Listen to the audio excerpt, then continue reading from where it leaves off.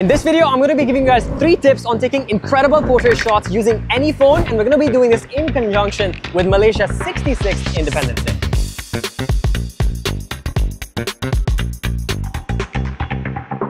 At the end of this video, we're going to combine all the 3 different tips to take some really cool looking street photos in the most crowded street here, Petaling Street, which obviously will capture the entire Malaysian culture just in that street. So I'm very excited about that. Let's go try it out. So tip number 1 to taking great portraits with your phone is going to be to use the right focal length and the distance from your subject. Now, most smartphones have portrait mode with the 1x zoom or 2x zoom, or in this case with the Oppo Reno 10 Pro Plus, it's going to be the 3x zoom.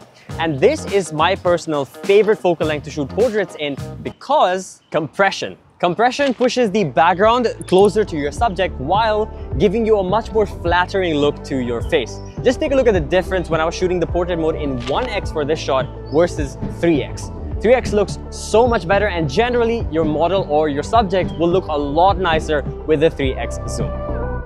The secret step is check the weather before you go out and shoot, because this is just, it's drenched. Now, the second tip for shooting great portraits on your phone is going to be lighting. For any photography, lighting is super important, but with portraits, you can take this to the next level. Now, the way lighting falls on the face of the model or whatever subject you're shooting is super important, especially when you're shooting in lower light situations. So when there's something like a neon sign, for example, getting the light coming in from one side of the face looks super nice.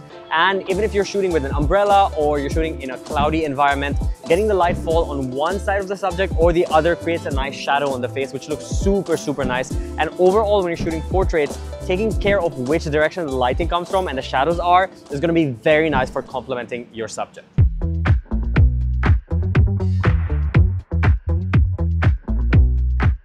Tip number 3 is going to be your background and your foreground. So with these phones, the sensors aren't obviously super massive, so you can't really get that optical separation. So when you're taking portrait mode shots, you kind of want to give it as much room to play with as possible. So choosing a nice looking background that you know will bokeh well, for example, tree leaves always bokeh really well and look super nice. And the AI on this is able to recognize them, which is great. But also having something in your foreground like leaves helps sell that effect of depth even better, because this is technically not really optical depth, it's digital depth. You can still do a pretty good job, so use your foreground and background elements wisely to create really cool looking scenic shots with either symmetrical backgrounds or foreground elements that make it look even cooler. Alright, now we're in like the busiest part of Petaling Street where it's like crowded with a bunch of people. We're gonna go through, take some street style photos to get the true essence of the Malaysian culture, combining all the 3 tips that we talked about. So let's go.